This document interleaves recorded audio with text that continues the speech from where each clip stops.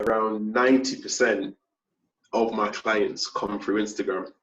And it is just through the pure interaction that I have with my stories, my posts. Easily every 2 days, I get a new DM or a quote, a question, an inquiry about new work, and it's really helped my business grow. And it is fulfilling to see that people are just as passionate and proud in their work as they are in mine, because the support that I get through Instagram is pretty great. I've also ventured into a little bit of TikTok, and that is like Instagram on steroids. And me cutting wood, sliding things in perfectly, I'll get thousands of views. It's not as interactive as Instagram, but it's still, the numbers are like really mind-blowing to see the amount of people that are interested in what I do. But there are its downsides. People like to nitpick at the smallest things, and there's always the trolls and the comedians that think, you've done that wrong, or why is this like that, or they've always got something to say. And I suppose it comes with social media in general. There's always that group of people trying to poke and prod just to get a negative side out of you. Some of them, I can't lie, they have affected me, because there's times where I'm reading the comments and people slating my work, saying, why have you done that, you cowboy, and I'm looking at it thinking, I thought that was pretty good. And there's times where I'm scratching my head like, I've got to do it again. But then at the end of the day, I'll pull my socks up and I just forget about it. But because I know I'm passionate, I care about my work, I know that what I do is actually good. And there's, no matter what industry, what you post, there's always going to be someone who has something to say, whether it's good or bad. But yeah, it's really been a game changer, being able to post and share my work online and interact with other people. I definitely wouldn't be where I am right now if it wasn't for Instagram. There are its downsides again, because there are times where when I post something, I start to get really conscious about the number of likes and comments I get. And I'm thinking, okay, I should have got another 5 likes right now. I should have got another 20. And then there are that side. As much as I would like to say I don't care, there's a small part of me that does care. But again, it's part of the pros and cons of Instagram. With 36 radio lines intended. I don't know, I heard something there for a second. But yeah, the pros and cons of Instagrams, but I definitely say the pros far outweigh the cons. If you use it correct, it's a powerful tool for your business. Cool. Thanks a lot, Ashley. That's really helpful. It sounds like what you get out of it is what you really put into it from the business side. So if you're not willing to put that content in, you're not necessarily going to get that much back out from it. 100%. And in that sense, just before we move on, I know you touched on that interesting point when that negative comment comes in. Do you find that it's sometimes in a sea of like a lot of positive comments, there'll still be, if there's that one small, even out of a sea of 100 comments and you see that one, do you feel that that still kind of on occasion gets to you? 100%, because it's like, what made you say it? Like, what really want to make you nitpick at such a small detail? Is it literally just because you have nothing better to do? Is it really a big flaw in my work? Is it an oversight on my half? I mean, it does play with you a little bit. As much as I'd like to say, whatever, I don't care. But because I'm so passionate about what I do, the trolls just get to me regardless, because I care about so much what I do. Yeah, cool. Thanks for sharing. And I think that's probably a bit of one of the topics that we can probably pick up again a bit later. But moving on, so Kula, are you happy to kick us off with your experience and relationship with social media? Yeah, sure. So I guess my relationship with social media maybe a few years ago, was a lot more involved. I was on several platforms, like Instagram, Snapchat, Facebook, so Twitter. But then I guess over time, I've kind of taken away some different platforms. So like now I'm really only active on Instagram mainly. But I've seen like the usefulness. I think Asher made like those really good points. There's such good use that you can find in all of the platforms. And then there's also kind of the downsides of social media and the amount of time you're spending on social media and being active in it. So as a consumer, I love Instagram because I can find small businesses like Asher's, or, recently me and my friends have been talking a lot about sustainable buying and ethical consumerism, and how can we start to carve out, spaces where we're not buying from corporations like Amazon or Asda's, and then who can we buy from instead? And Instagram's been amazing to find, like, from anything from food to skincare to services like construction or, plumbers, anything, physio. I found a, PT, physical therapist on Instagram, through social media, things like that. So I think it's really cool to see how it can be so beneficial to small businesses and to entrepreneurs from all walks of life. And then the flip side of that as a consumer, I think, is that it can become like a black hole. And you can just be on Instagram or Facebook or, Twitter for hours and, just be consumed, not just by the good things that you find on social media, but then the negative things. And I think that my relationship over time with social media has been to try to find a balance with how much I'm engaging and how much I'm consuming, just for my own mental well-being, because there's so much going on in the world. There's so many issues, there's good things going on, and there's really terrible things and heartbreaking things. And I think that finding the space to engage with the things that matter is really important, and social media can be such a good tool for that, for continuing conversations that maybe we didn't have space for, especially in lockdown, where people don't have some of the distractions that we used to have by going out and, having other things to do other than being sort of working at home or figuring out how do we use our time constructively, I guess. So I guess for me, social media, I think, can be used as a tool if we use it with that balance and understanding that there's always going to be the negative side to things. And in order to maintain our own sanity, there has to be those barriers and understanding that also social media isn't real life. And I think that can come across so easily. You can see people, even friends and family. Like, I love that I can see my family who live all over the world, and I can keep seeing my nieces and nephews and cousins growing up. But at the same time, we can portray what we want people to see on social media. And I think that sometimes we can get sucked into, even myself, trying to make my Instagram page, even just it's my own personal one, make it look a certain way. Sometimes I find myself like, oh, I shouldn't post this picture, or, there's nothing going on in my life that's exciting or Instagram worthy. And I think that can affect my enjoyment of my own real life.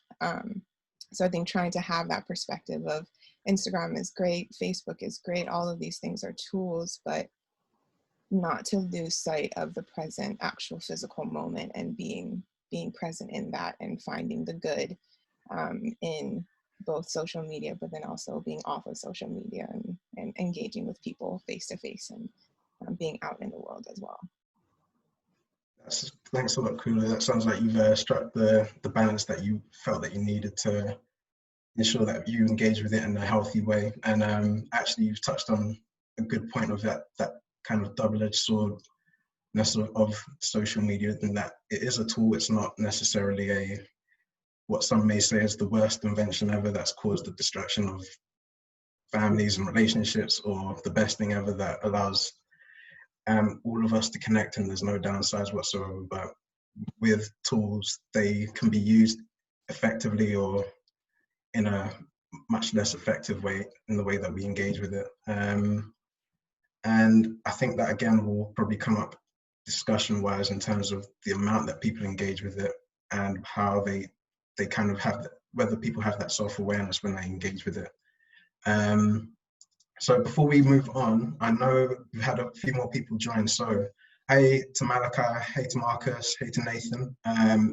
Just to let you guys know, it's open forum. So it's not a case of just having certain speakers. I'll try and get to each of you if you want, if you've got 3 or 4 minutes where you want to share your thoughts before we move on to the discussion, if that makes sense and if that's okay with everyone.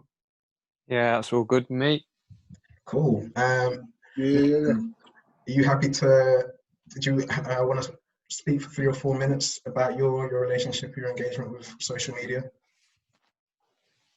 Oh, you talking to me, Alex? Nathan, and then I'll move on to Marcus and then Malachi. No worries. Hi there, everyone. As for me, I think it's been reiterated, or I'm going to reiterate pretty much the same thing. So before, I was seeing social media as almost like for dating, popularity, showcasing myself, almost as well for essentially self-value as well. Or yeah, and so it's essentially the assurance. I was looking at the likes, the love hearts, all that stuff, which pretty much, essentially, I would say, is cycling itself once again for the generations. For the generations. So just like most of us, and if anything, it's actually affecting us still to this day, unless we've overcome that barrier of seeing it as a popularity vote for ourselves. I hope everyone understands that. But in terms of now, it's more, how I see it is more of a platform for business. It's more of a platform to gain data, knowledge, understanding on how the world actually thinks. Because as we already know, that the world is completely different in comparison to like 50 years ago, where technology wasn't even here pretty much. Right now, everything's quite instant. Everything's quite get it done by a click of a finger. And so it's just really a place whereby I can keep up to date what is in, what is out. Also, essentially, it's a miniature version of the internet, how I see it, or even the whole globe. You literally can find out entertainment, you can find out news. Obviously, there is some biased news out there, but essentially, for me, it's a place for business, a place for teaching, because obviously you can find out influencers who teach you or give you some good gems of wisdom as well. But what else? Showcase, entertainment. Yeah, that's pretty much it. But one thing I would definitely say is what is not actually out there is how to actually what boundaries needs to be put into place. Like I believe, is it Cooley? Sorry if I pronounce, I've just destroyed your name, sorry. But like essentially, we all have this issue of being affected by likes or comments, and how many comments have I received from this post and that. But there's no safeguarding. And so like I would say, in terms of social media, that is one of the downfalls, because people can commit suicide by these things. And so I would say, yeah, so that's the error out of it, I would say. But apart from that, it's a huge pro. But it comes down to your mind frame. It comes down to what is your intentions behind it and your maturity, really. So that's me for now. Brilliant, thanks Nathan. You touched on a really good point in terms of like that almost like social media education that people don't have in terms of protecting themselves, understanding the psychological aspects of it and how it relates to that validation that we can all seek at times. And I suppose it's not new, but with social media, it brings a new element of how we try and get that validation from strangers, which can cause issues further down the line the more it's kind of exacerbated in that way. But no, that's really good, and I think that will be another interesting discussion topic once we move on to it. So moving on, Marcus, do you want to have your 5 minutes? Yeah, all right. I've not really thought of what I'm going to say, but I'll have a go. Cool. Hi, everyone. Yeah, so in my experience, social media, it's always been like through friends and literally like the name, social interactions rather than like work, because I am self-employed and I don't really have any experience in sharing my business online, like not like my business, but my work. And so I know there are a lot of benefits with that because I've seen research into it, and that's where a lot of obviously the current generation go to, especially people in their 20s of today. I'm almost there. I'm only just past that bracket. And yeah, you kind of look on the internet if you need a tradesman or if you need lots of things, you just look straight on the internet. So that's a positive. But when I find I'm sharing on Facebook or Instagram, I follow on from what the other person said about. Sorry, I should really ask how to say your name. Kule. Sorry. Yeah, it's Kool-Aid. Yeah, you heard it. Kule. I'll try and remember. Thanks. And yeah, just about only sharing your best bits. And like, I've been away in Australia for a year, and now I'm back. I get that vibe of like, oh, why am I going to post something on Instagram? Because all I'm doing is working. I'm just going for a beer with a friend, or it's not really that big hype. So yeah, I just started sharing my best bits, and I've done the same on Facebook, and I feel like other people do that. And one of the negative sort of reactions from that is that people feel like the good bits people are sharing is their normal. And so for example, if my normal is not what someone else is sharing on Facebook, then that might make me feel like, oh, I've not really done much today, or that sort of thing. So I think that can be affected. And then I've read also about the fact that when we're watching videos of things like, I don't know, things that are really dramatic or wild animals that are doing things that you'd rarely see if you're watching them in real life, we sort of like get used to wanting those really exciting and dramatic scenes, and then we end up not being satisfied with just our everyday lives. Whereas there are lots of things in our everyday lives that are really amazing, but we don't see that because we're always searching for more and something that's really exciting, really dramatic. So yeah, I think moderation, but that's same with all things. And yeah, there's lots of good stuff. So I can still keep in touch with all my friends from school. And there are so many people I'm still in touch with now who I don't even know how I would be able to keep in touch with them if it wasn't for social media. So yeah, I think I'll just wrap it up with that.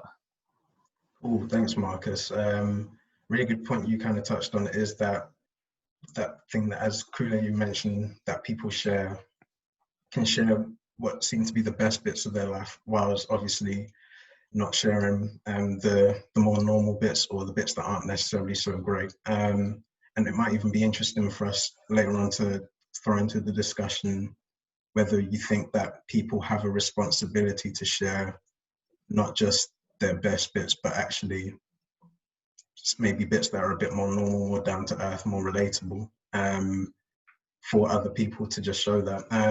But it'll be interesting to see your thoughts on that. Yeah, thanks a lot, Marcus, for you sharing. All right, man. Malachi, you're up. Good evening. Good evening. Yeah, I'm kind of anti-social media. I haven't got an Instagram. I've never had an Instagram account. I've got a Facebook account, but I just use that for. I don't even use it. Twitter, never had a Twitter account. I've just obviously when I was younger, I used it to keep in contact with my friends and see what's going on, like events and this, that, and the other. But yeah, I'm kind of old school. I'd rather get on the phone, or do you know what I mean? Like I believe that social media takes such an element of communication out of conversation. That face-to-face, like presence, and obviously because people have developed into social media and made it such an important factor of their lives that I don't know, it affects the ability to conversate with people. Like there's no space, if you know what I mean. Like it's strange because I will I'll go on Facebook. So I think the last time I was on Facebook, I was speaking to a counsellor, a lawyer, and it was literally just conversating about things, you know. And it's, do you know what I mean? It's like, I would rather have been sat in a room with him. Obviously, he's busy and this, that, and the other, social media, and obviously this technology has its advantages, but I'd rather being able to sit in a room with him and have a conversation, have that conversation with him, rather than over the social media platform. And then there's all these other kind of conspiracies of what they're using it for. In fact, I was watching something today. I think it was yesterday. It was about how they're using facial recognition systems to design predictive programs. So, like, your face, every picture that you put on there develops a system that they're using to. I don't even know what they're using it for, but it's. I don't mind it in the sense of what it is and what it does, right? But I just personally, it just doesn't do nothing for me. I'd rather be there in person, or if I can't be there, like, get on the phone and just talk to them rather than sit on the. It's even like these conversations, like the Zoom meetings and these kind of things. I'd rather be sat in a room with you guys. Do you know what I mean? And having these conversations than sat over a Zoom meeting. It's nothing against that Zoom or anything like that. It's just my personal preference. Do you know what I mean? Yeah, 100%. I think I'd probably agree there. But yeah, you may end up being one of a dying breed of those that don't really interact with social media, or maybe it's part of a curve that will maybe end up with people disengaging with social media a bit more. Who knows? But I think you touched on a really cool point in terms of people, like, more often than not making social media their kind of go-to space. I think, was it Cooley? I think you mentioned at some point that that people need to kind of remember that actually social media isn't necessarily like real life in that sense. But I suppose one thing that we could maybe even think about is it not real life if that is where people spend the majority of their time? Whilst it's not necessarily in the physical space that we kind of normally exist and do all our things, if that's where somebody's spending the bulk of their time, does that become their real life? And then maybe to what extent do you have to then participate in that if that's where the majority then sit, you know? But could be an interesting topic for as we move forward. Sonia, sorry I forgot you, but you are up for our final speaker unless anybody else joins. Lovely, thank you. Yeah, I think a lot of the things that I wanted to say have been already sort of touched on, but for me, I've always seen social media since I was definitely the maturity levels. I think, Nathan, you touched on that. The way I interact with social media has changed according to my age, because when I was sort of 12, 13 and 14, which is, we shouldn't even have social media accounts, but you know, you joined it because that's how you sort of showed your friends off, and yeah, you wanted to do sort of popularity contest type things, and that was one way of doing it. You know, and then having moved countries as well, it was when I was 16, it was just my way of sort of seeing what my family were doing, because I think I first joined Facebook when like not many people even knew Facebook at the time, and that was because I'd traveled far away. Sort of, it was just a communication methods, and I think more recently, or there was a time where definitely social media was a place where I'd like to put the things that were sort of glamorous, and you know, when you go on holidays and show off the things you've been doing, because it was a cool thing to do. But I think now it's really, I do like to put things up on Facebook, not even on Facebook, but on Instagram. And they're actually quite mundane, and I don't really expect people to interact in conversations. So for example, DMs is quite, like, I don't really talk to people on Instagram. Facebook, again, I don't really talk and interact with people so much, but sort of I love sharing videos that I post and other photos and funny things. And more recently, I found it quite a good way to share sort of information and educational stuff about some of the issues that we've seen in the last few months. But I really still, interestingly, just love is the dopamine hits that I get from each interaction, even though if it's just a like or someone puts a comment, even though I'm not really trying to engage with the comments or with the people that have given me the likes or whatever, I still would like to have more likes and more comments, which is just really strange. And I think that's probably the downfall of social media. It's the addiction factor. And, you know, it's very easy to spend, you know, minutes and hours sort of just going through your screen and lose a lot of time in that way. And I think the biggest issue in that is losing time for interacting with posts and interacting with what other people are doing and with the likes that you get is actually making me lose time from my interactions with people in real life. Because, you know, I'm just doing this rather than talking to people. And I think that's, yeah, I think that's just one way that people can really be affected massively in their relationships. Because I think I still have the self-control to, you know, every now and then I'll realize I'm using a lot of social media, so I'm going to take a step back and just cut down completely. I can delete, you know, I can delete the apps for, you know, weeks or even a whole month or 2 months. I've done that before. But if you don't have the skills and the someone's talking about the safeguarding boundaries. If someone doesn't have those things in their head, and if they don't know how to use social media, and if they're not taught by someone else what's correct and what you should be paying attention to, it's going to be really hard to not engage or to engage in a healthy way. Yeah. But yeah.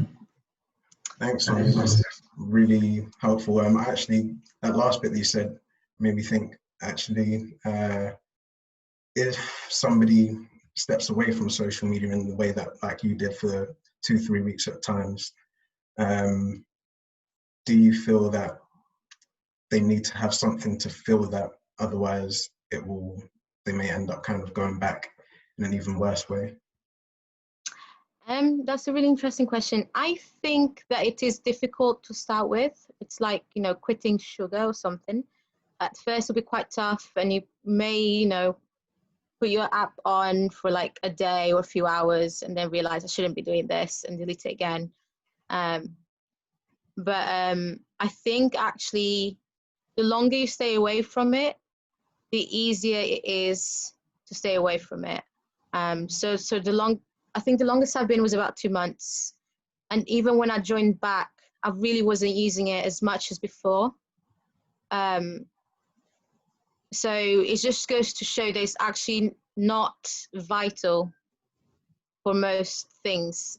Like I said, and this is probably happens with a lot of people, you may have connections with people in different parts of the world, but, you know, if you use Facebook and Instagram and Twitter, you probably also use WhatsApp, and WhatsApp, it's another great way of keeping in touch.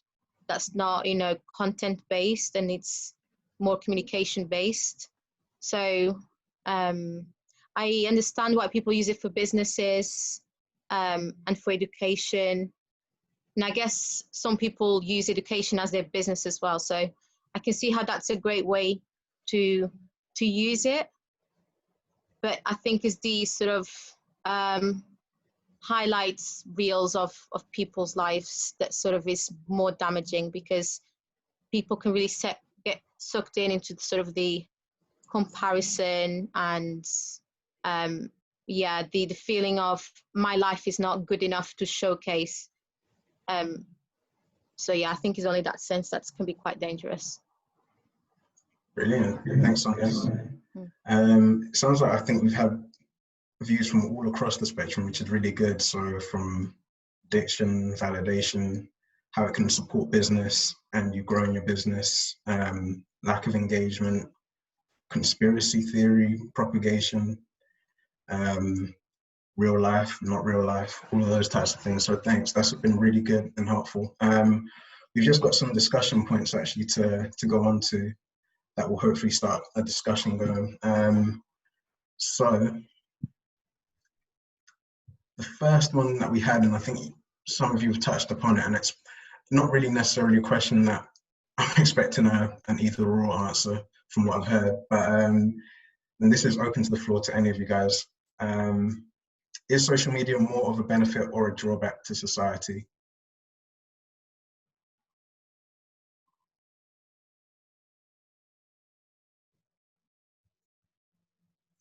And don't feel you have to be polite. You can jump in.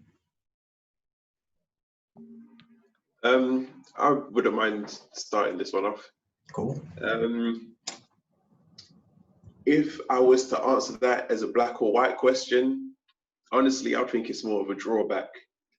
The way everyone is literally nose in their phones when you're out on the tube, on the bus, walking, it's literally everyone's always out to consume content. It is a toxic world where people living in their phone rather than day-to-day life. And that is a very big drawback. Another drawback that really gets on my nerves is people don't have their own opinions anymore. And chucking out one, for example, pineapples on pizza.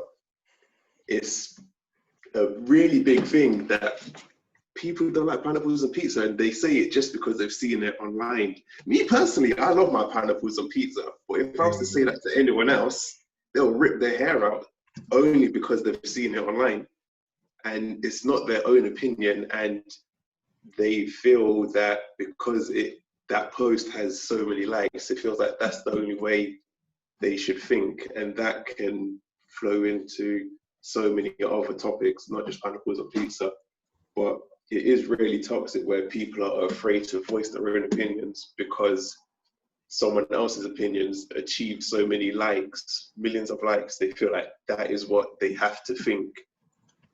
And it is a really negative influence, especially on the younger generation that don't know any other better apart from what is in their face, because their nose is in their phone and they are attracted to what's getting the most likes, and they think what's getting the most likes is right, down to how Instagram models are posing and what they post and the music they listen to. Because it's achieving so many likes, the kids think that is what's right and that is what they should listen to or what they have to listen to.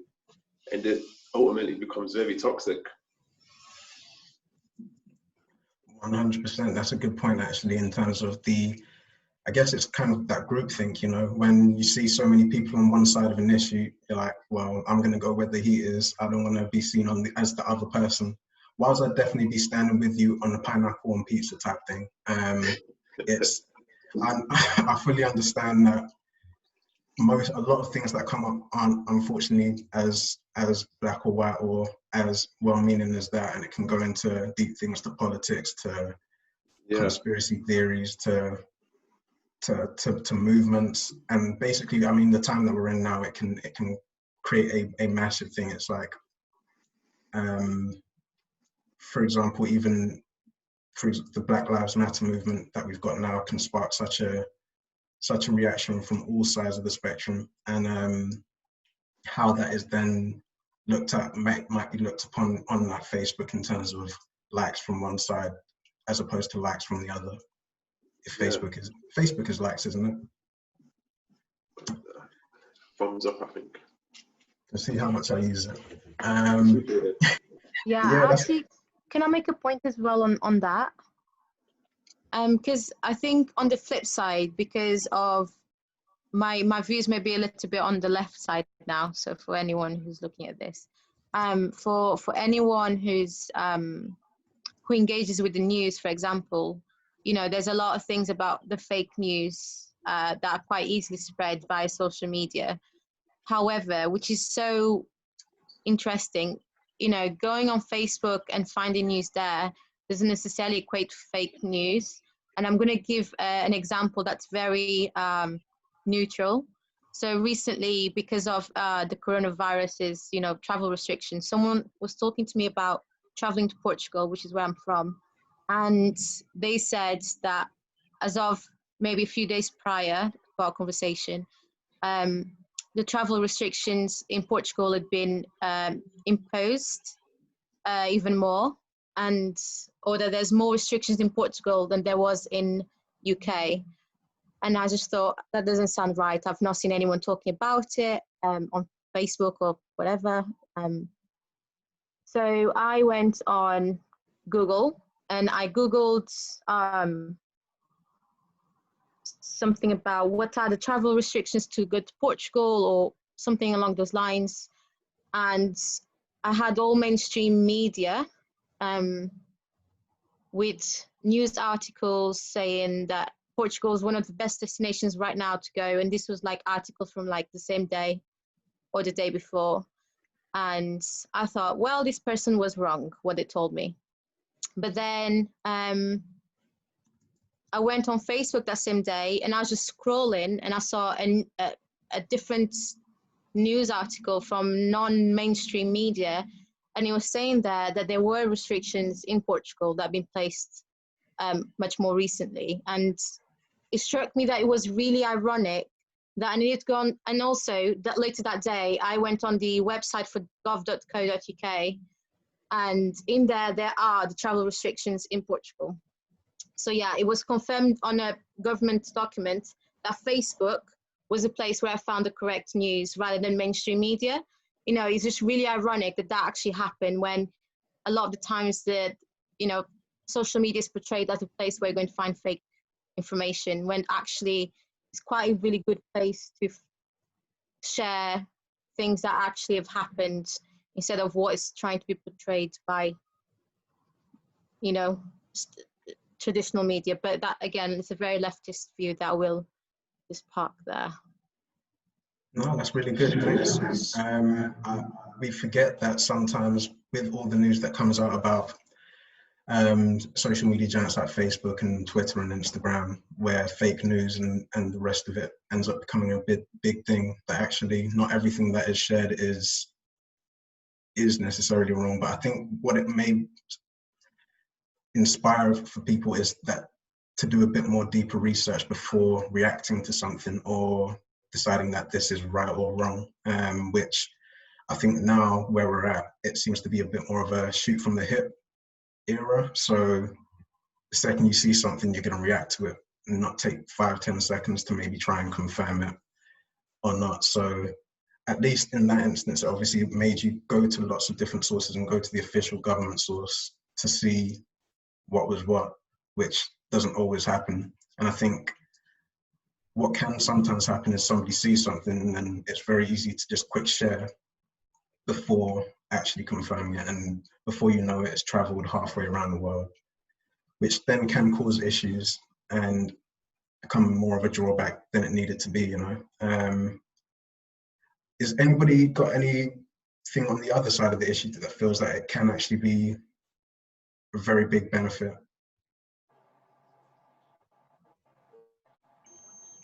I'm more for drawback, but in terms of just to fight the other side, essentially, in this day and age where COVID era, so post-COVID, people can't afford advertisements, and I'm gonna go on to talk about business more than anything. Yeah, people can't afford to do marketing anymore. But it's quite hefty in terms of if you want to really do it, like billboards, advertising on the TV. But yet social media to advertise on Instagram, for example, I checked it even yesterday. Like you're talking about £5 per day to advertise across, and bear in mind this is going to cover about 1,000 people in one day for £5. So in that sense, if you're upcoming business, this, or even a global business, is cheap. And so, yeah, you can essentially you can scale your business up for cheaper. So in that sense, it's better for business. Yeah. Oh, That's thanks. for me. Yeah, that's a really good point actually, and it makes it a lot more accessible for people to promote their businesses than it would have necessarily been before, where it could have been like a small section in a local newspaper at most, where they'd still have to shell out quite a bit. Whereas now you can get that promo out instantly, and pay minimal fees for it. And definitely fully agreed. Cool. So we may well come back to that point, but just to keep the conversation moving, the next point. So is social media a good tool to maintain relationships versus maintaining relationships offline? Anybody got thoughts on that? I would say no. Sorry, I just have to jump in. Yeah, go for it. I would say no. But one, to socialize in front of someone is you're exercising several things. You're exercising not even self-confidence, but I might just cut out. Sorry if my microphone's playing around. You're exercising so many different skill sets. So for example, body language, reading other people's body languages, tone of voice, all this stuff. But imagine social media, you can, it depends on whether it's actually an audio clip or just text messages. All of that is filtered out completely. So yes, you have one aspect that is very enhanced or very emphasized on in terms of with social media. So your vocabulary, punctuation, but even that, there's a whole different thing with punctuation. You write in all capitals, people are saying you're shouting, you're angry, when really maybe you're just emphasizing. Maybe they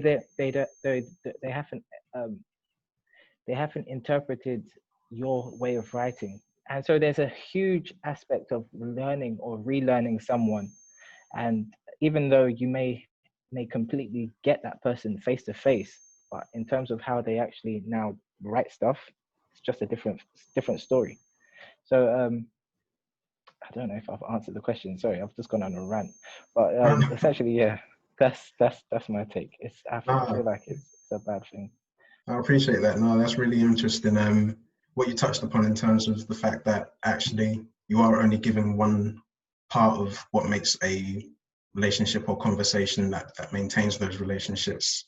And like even things within the vocabulary, the nuances that you would get face to face can be lost through social media or misinterpreted, and causing or having the potential to cause issues that it wouldn't have if you were maybe doing that face to face, which is very true. And I suppose on another way, it may, on the other side, you could argue that for some it may sharpen the way that they write, knowing that they can only communicate through their vocabulary without the body language, the eye contact that they would normally have.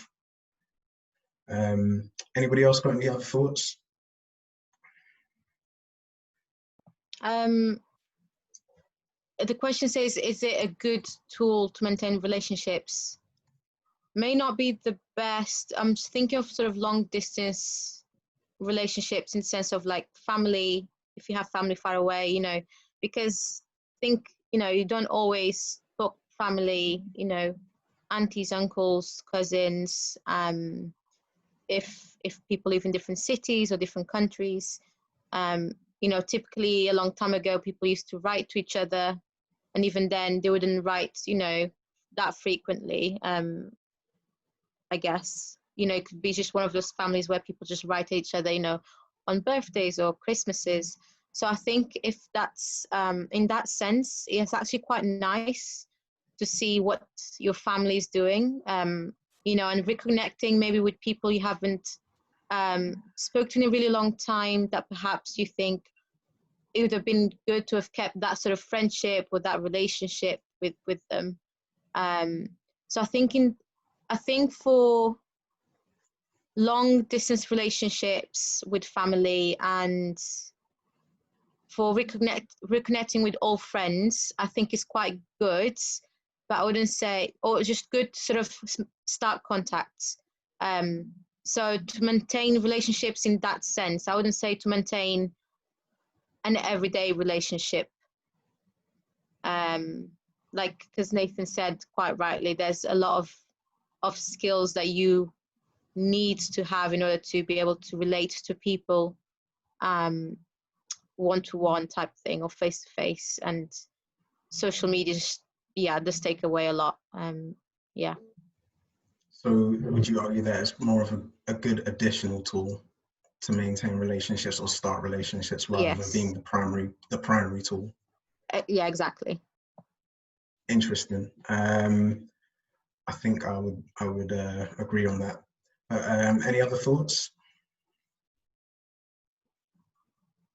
Or are we all kind of on that side of the issue? I think I'd agree with both points. I think the important thing is like how it's used and frequency and yeah. So like I agree with Sonia that it's a really good way to keep in touch with people that are outside of your sort of local area.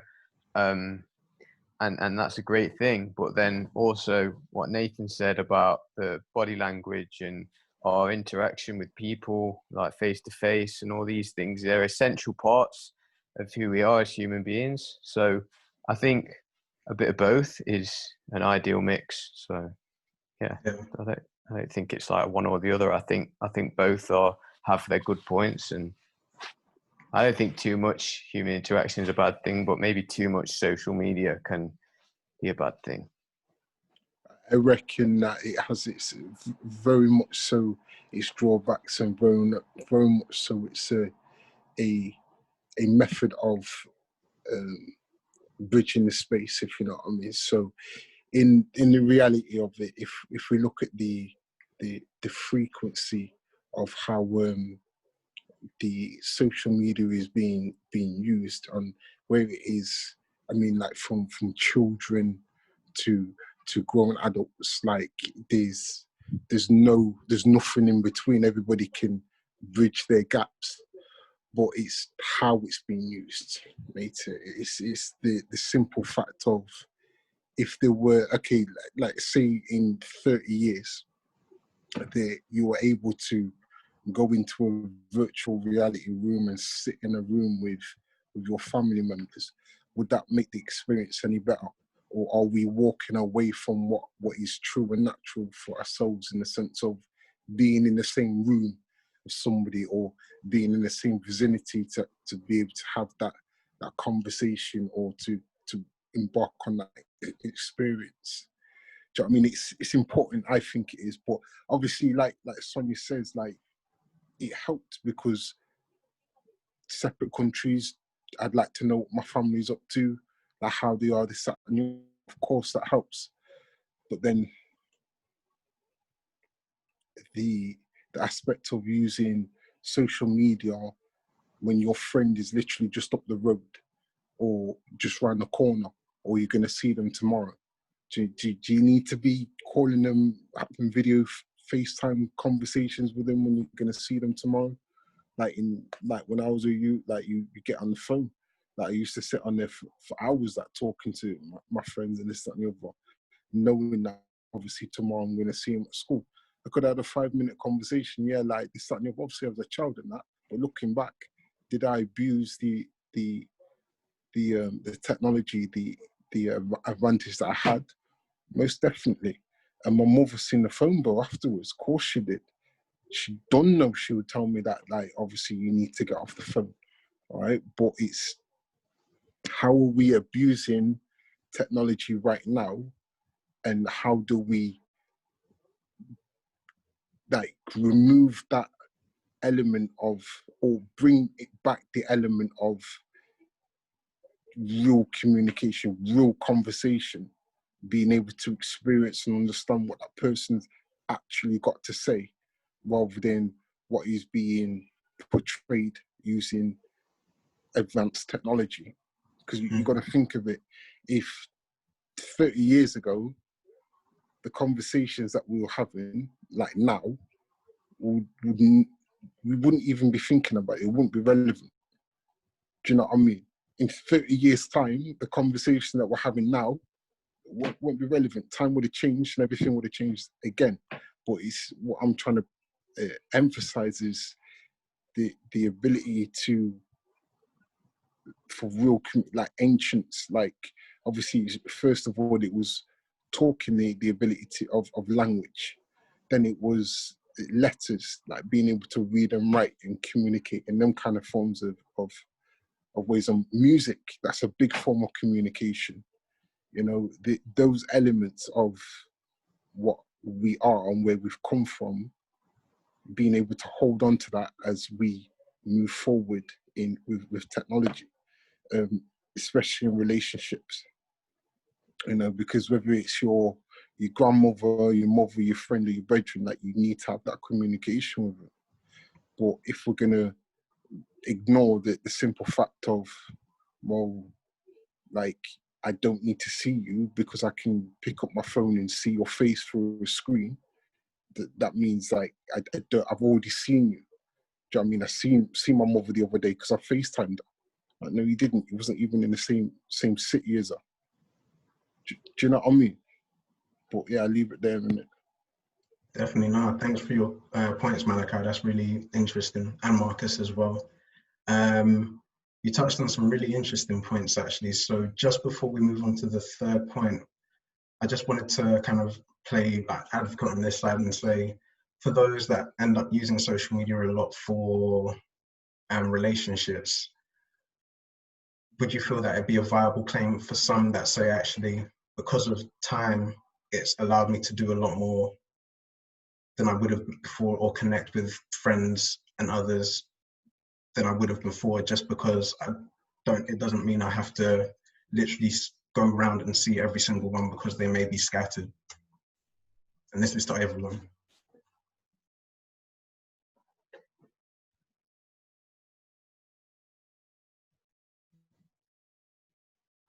Wait, run that by me again. Like, so imagine that someone who engages and uses social media a lot to try and maintain those relationships that they have with the people, and they essentially claim, well, actually, it allows me to have the time to connect with a lot more friends than I did before because it's very quick, it's instant. I can get on FaceTime and speak to a friend out in a different city in the UK, and then speak to such and such in Germany, and then speak to my friend down the road as well. Whereas if I didn't, it would literally just be friend down the road and the others whenever I end up seeing them.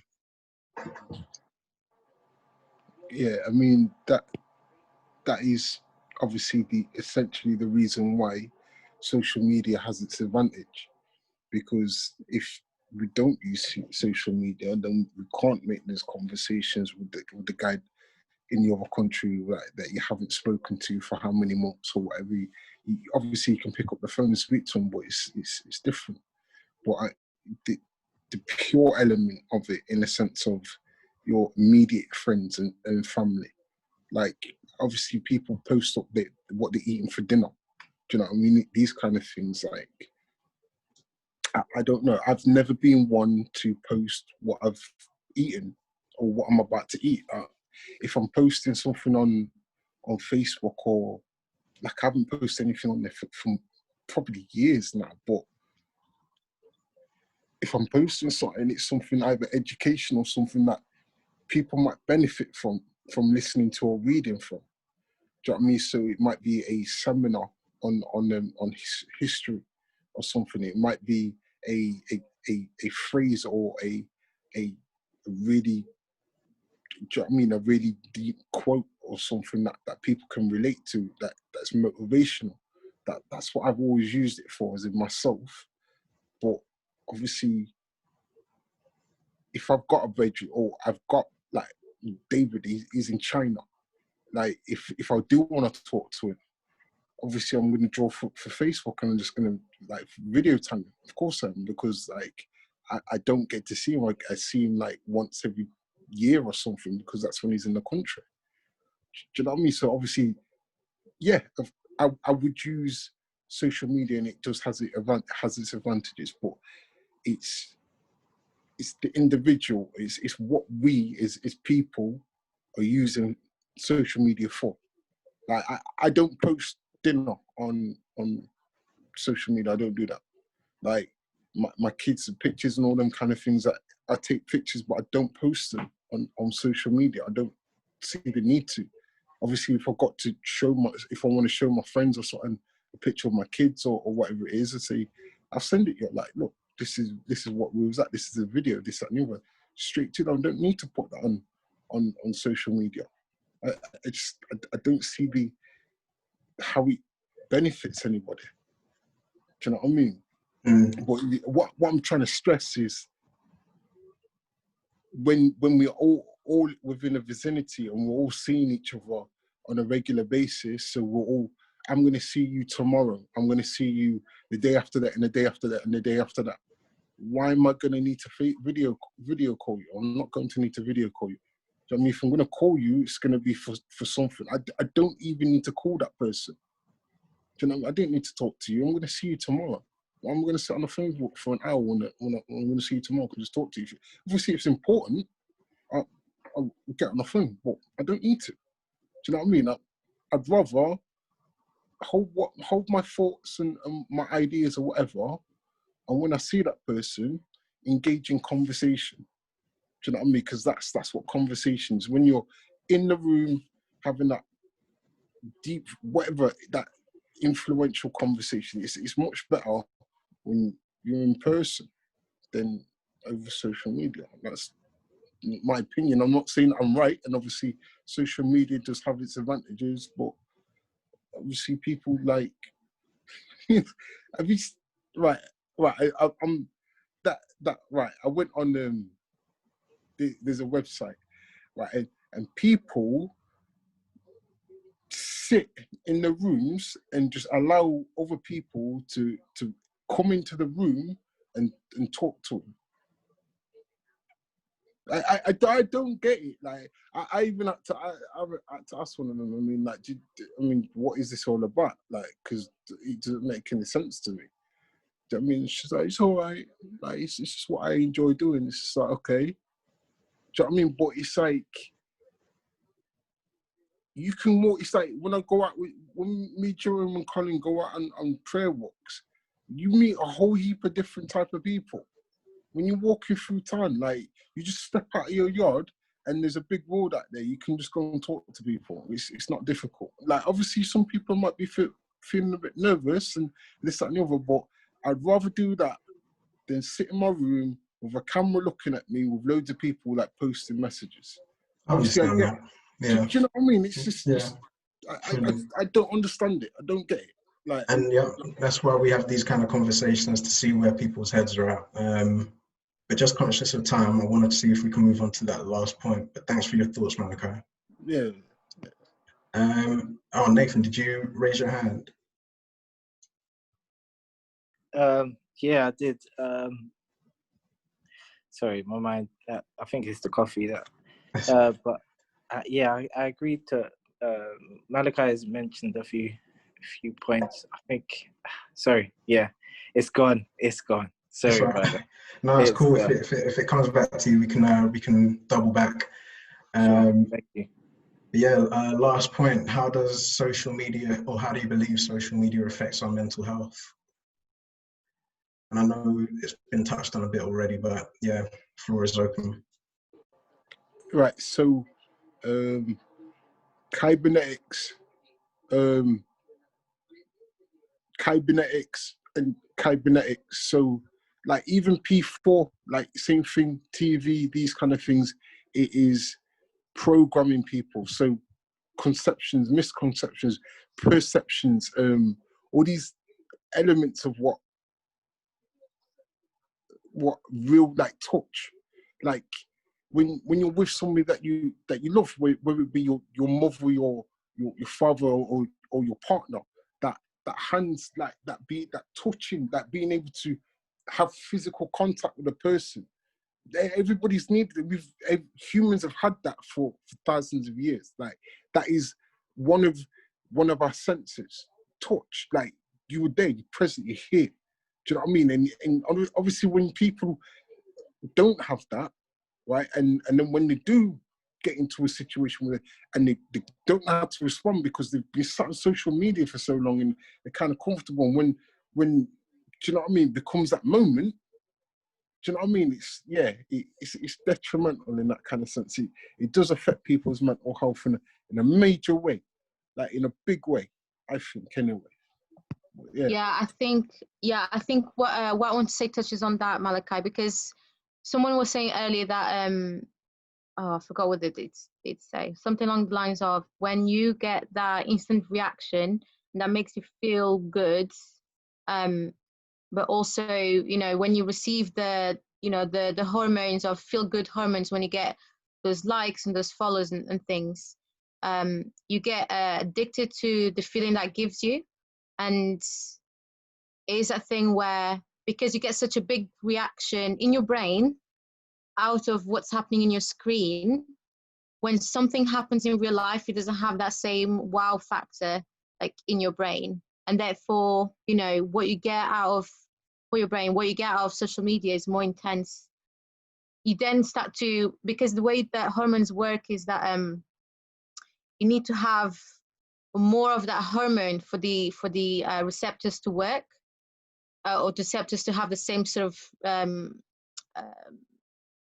effect. So you just, what your brain is trying to do is trying to get more of that. So what before would have been sufficient, which is just a normal conversation sat by the park with your friends, that's not enough anymore for your brain to respond and release those feel good hormones, and that's why there's an addiction element to social media. And you know, mental health, large part of mental health issues is when your brain, the chemicals in your brain are not at the correct levels.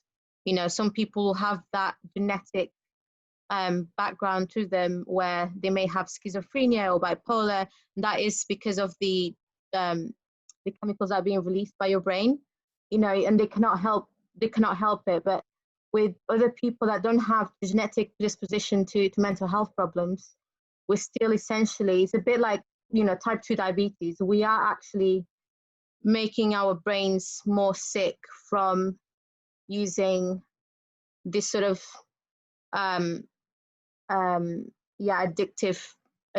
from doing addictive behaviors. And you know, social media is an addictive behavior. It's a bit like, I don't remember which drug it was compared to, but I think it's compared to cocaine. And to think that, you know, cocaine is not for an adult to have, nevertheless a child, but to think that children are used to being on laptops and computers, and not laptops, what's it called, tablets and phones from a very young age, like even the age of 2, they're already getting that drug-like response in their brain. And that not only is going to affect the way that they view the world, but also sort of their development, and probably also affects the maturity level somehow. Because what do you think is it, to pose a question, is it to use that as an advantage? Because obviously that is very negative. If you look at it from that perspective, and you think, okay, well, if a child, like, obviously, because that's exactly, you're right, Sonia, if a child's getting those this is what, automatic responses, so they think a child will watch it, it's like Peppa Pig. Like, if they don't watch Peppa Pig, they get upset. Do you know what I mean? Whereas, I say my mother, like, you go outside and play in the garden. Do you know what I mean? I think it's you nothing new. You find so much creativity in that, doing that. Yes, like, I think it's healthy for people. But obviously nowadays, children, they need Peppa Pig, they need Teletubbies. Do you know what I mean? I don't think it's anything new. So for example, I was born very much in the age of, you know, you play outside, like playing inside wasn't the thing to do. Although, you know, both my twin brother, my younger brother, would play PlayStation. We had PlayStation 1, whatever, PlayStation 2. And I remember my younger brother, if he was punished for some reason, my mum would take away the PlayStation. He would go berserk. He'd scream and shout and punch. It was like a crazy person, literally. And addiction from the age, isn't it? Addiction to the screen, wasn't it? Like, you know, it's nothing really, well, I say it's nothing new. It's new. Yeah, but Sonia, how do you use that? Because obviously, Why use it? Yeah, no, because you can't go back on something like that. Obviously, the deprogramming of the self, that's for your brother or somebody. I mean, that's if they don't, if they got a problem with it. But you've got to look at it in the sense of, okay, well, if I believe that touch isn't like communicates, like being in a room with someone is important for conversation, right? The question for me is, how do I maintain that? If social media is becoming Social the media. form, yeah, if that's becoming the most, No, I'm not saying it's a good way to maintain relationships, and I think it comes down to being able to step away from social media, but not like I do it, which is, you know, for a few weeks or whatever, and then come back to it. I think it's a stance of, you know, if I'm going to use social media for my business, then doing, you know, within the appropriate time boundaries, you know, for example, use social media, you know, between the hours of 9 and 5, for example. That's when most people work, or, you know, according to your working hours. But really, I think it's about educating, you know, if we have children, I don't know if anybody in this call has got children. I mean, I do know some people have children, but anyway, the point is, you know, it's about educating our young people of, you shouldn't be using your phone for these many hours, and take the things away from them, which is what happened to our younger brother, you know, 15 years ago. And, you know, you need to teach children the boundaries, and in this case, with the physical boundaries of using a phone within certain times. And I think that would help them to not be addicted to it. You know, like smoking a cigarette. People that smoke cigarettes, they know it's unhealthy for them, yet they continue to do so. And it's not healthy. They will still do it, and that's because of the addiction. It takes a moment, it takes a point in time when that person says, okay, well, I've had enough of it. It's something that will happen if the person doesn't, if they know that it's bad for them, becomes a point in time when they're just like, well, I'm not doing this no more. I used to smoke. Yeah, Do you know what I mean? It's still addictive. Yeah, boy, like I can't. If I smoke a cigarette now, like I'll KO on the floor. Like it's that horrible. Like it's that feeling. Like, do you know what I mean? It's horrible. Like, Exactly. do you know what I mean? Like, but that's what I've learned. Like, obviously, because in my head, I thought, well, I'm not. That's not what I'm about. Like, I don't really like smoking. But because of the learned behaviours that I had, I was just like, well, I'm not bothered. Do you know what I mean? But then I realigned myself and managed to just stop smoking. You guys have touched on, sorry to cut you off, Malachi, but you guys have touched on some interesting points. So I just want to check and see, Nathan and Marcus, have you guys got anything that you want to input? Yeah, I would just say in terms of mental health, it's a broad spectrum. And so right now we've been speaking more about, I would say, psychological as well as biochemical, from those aspects. But then we've also got, I think, physiological as well. So in terms of physiological, like, I don't know, or that I'm assuming it would be quite linked to the biochemical side, whereby obviously I believe, Sonia was mentioning about how mental health arises when there's an imbalancement of chemicals, which is so true. Just like, and so from our scientific knowledge, when such things happen, it affects the development of like anything really. So it's in this case the brain.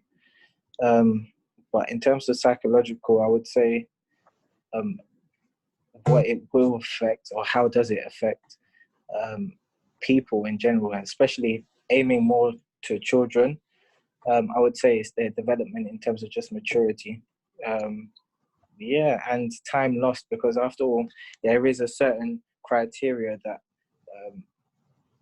we expect, for example, a toddler to have, and in comparison to that, we expect a child who's in secondary school to have a particular maturity in comparison to that, etc. in terms of adolescence, etc. in terms of going on to now a full-grown adult.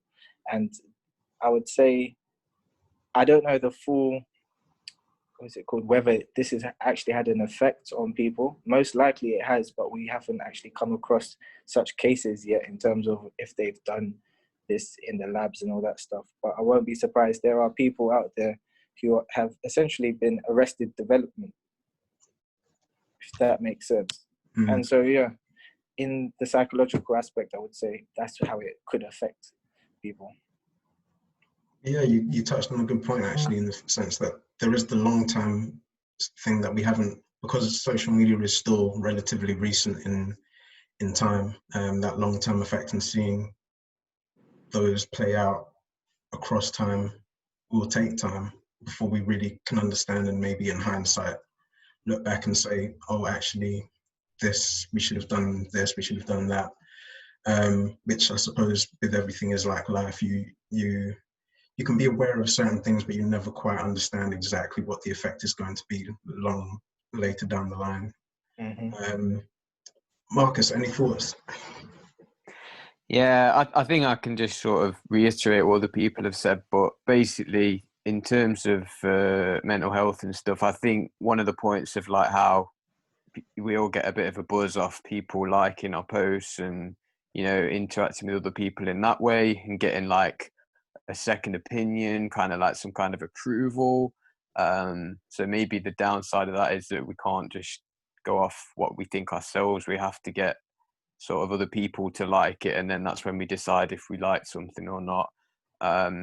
And again, if we kind of keep wanting that acknowledgement and wanting it and wanting it and wanting it, then when we get to a point where we're not using it or whatever, then it'll be like we might feel a bit low and empty because we've not got anyone saying, oh yeah, that's well good, but you don't always need that. So you might get used to a false amount of and it can go the other way. So like if someone posts something and then they get a negative reaction, then their whole world might come crashing down, and you know that's definitely not good for mental health because it's just going right up and right down. And you know, so maybe, but that's just an idea and that's just my thoughts. I think it's good to have like a stable regular interaction rather than all or nothing. So yeah, I hope that makes sense. Yeah, definitely. Thanks for that. I think you and others have actually touched on a good point, that validation that we can all seek when you post something that gets likes or thumbs up or what have you, which I suppose you could almost describe as that hollow validation. Quick question to pose to you guys is, what do you feel could or should take the place of that somewhat hollow validation that we get from social media?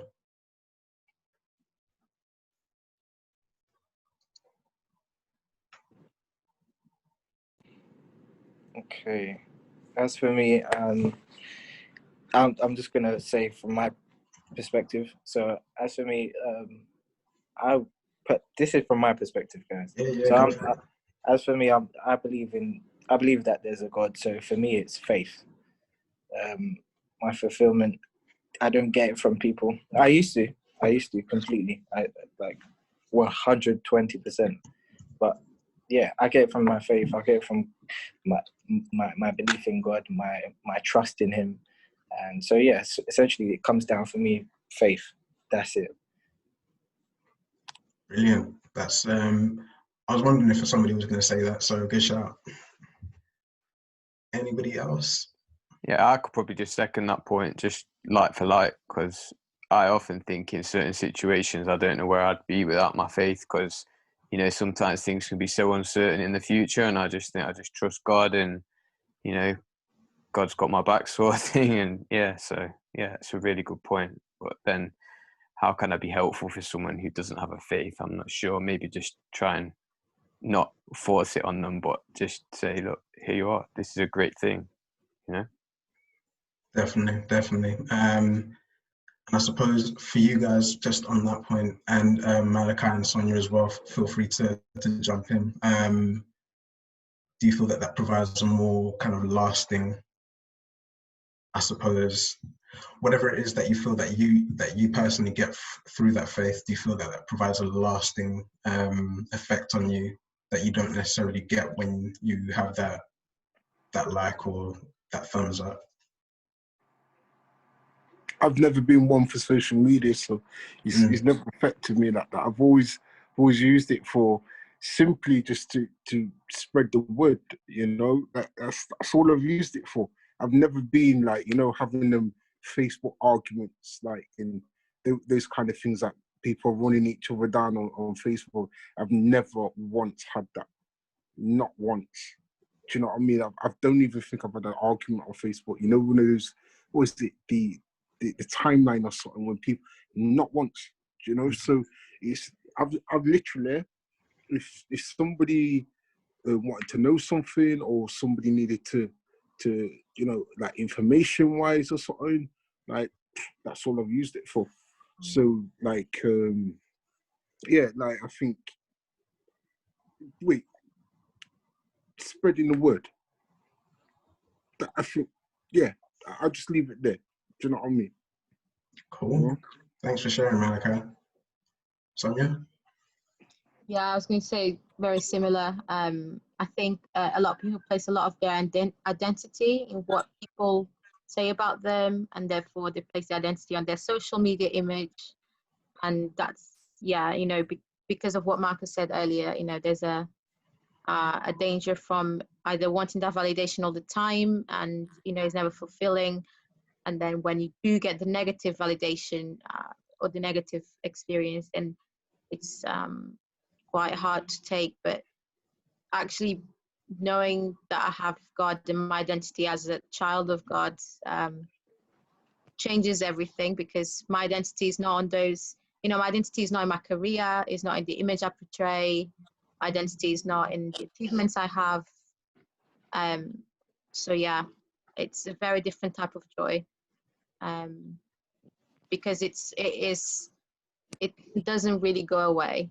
So, you know, everything else, you can have a great career, but you may not have the everyday recognition from your colleagues, for example. So things are never going to satisfy really in the same way that, yeah, my faith does. Cool, thanks. I know there's many topics that we've gone past that we wouldn't necessarily have the time to jump on this particular conversation. But before we start to close off, is there any other thoughts that any of you want to share just in regards to social media?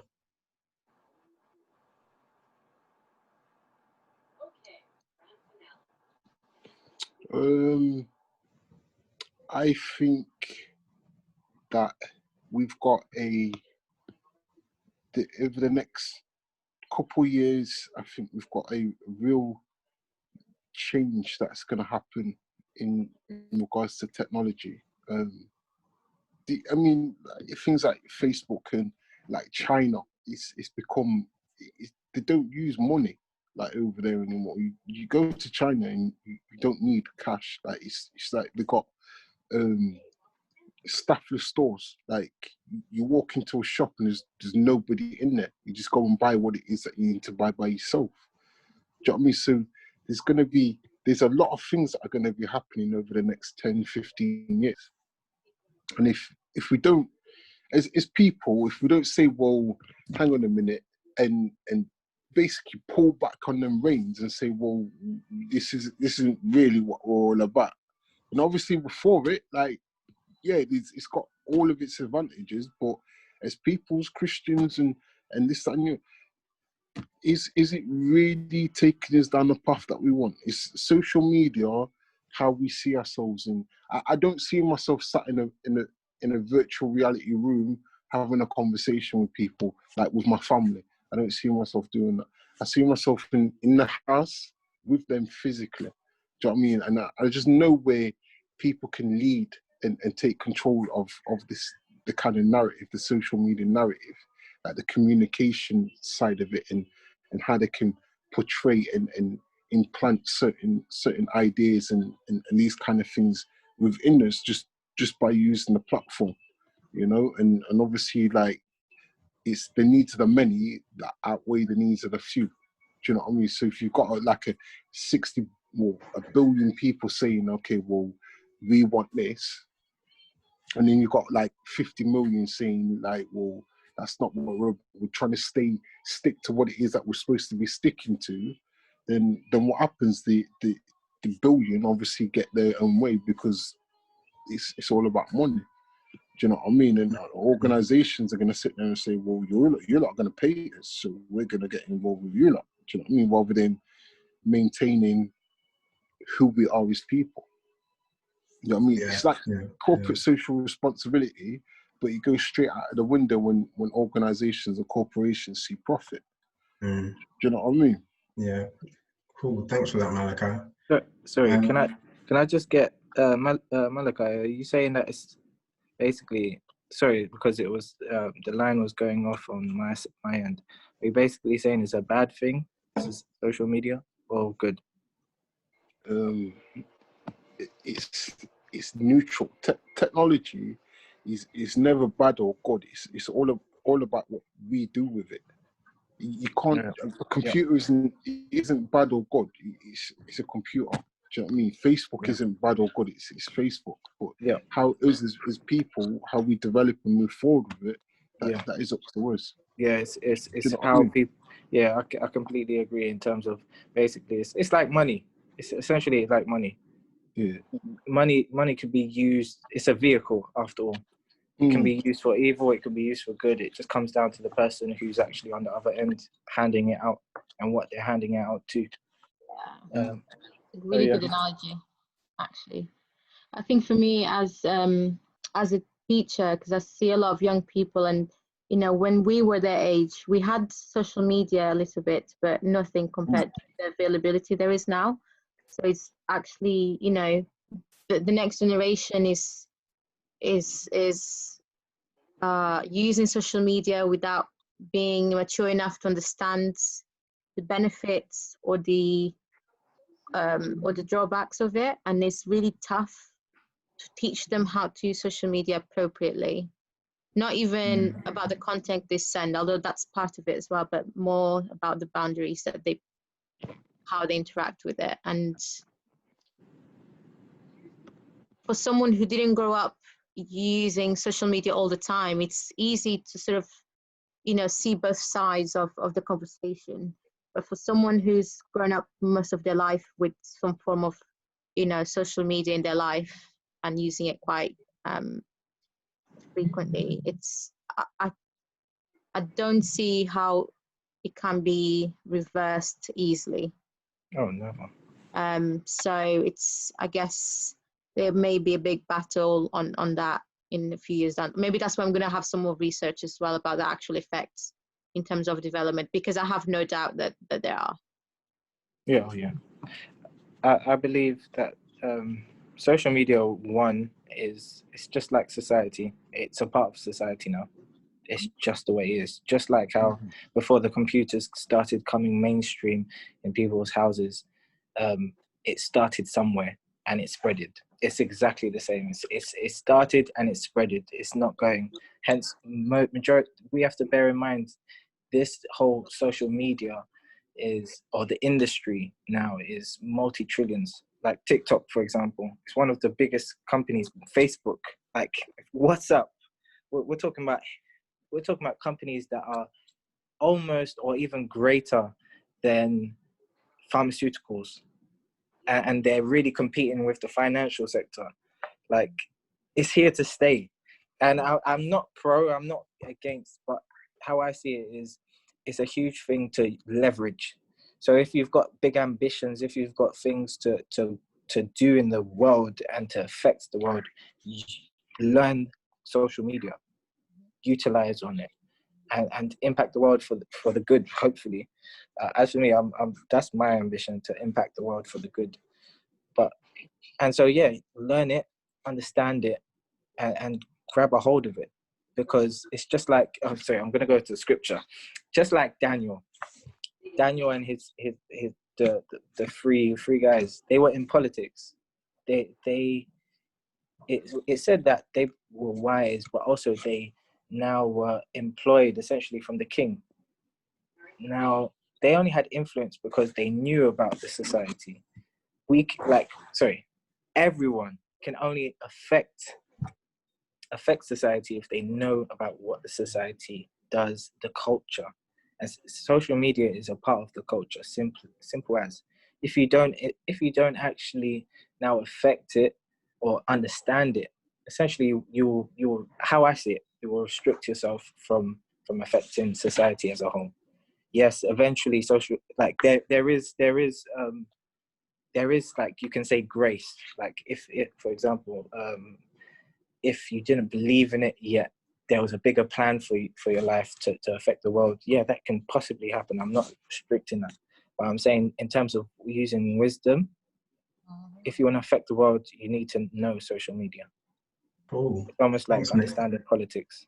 Yeah, I appreciate that. Thanks, Nathan. That's really poignant. Just before we close off, Marcus, any last thoughts?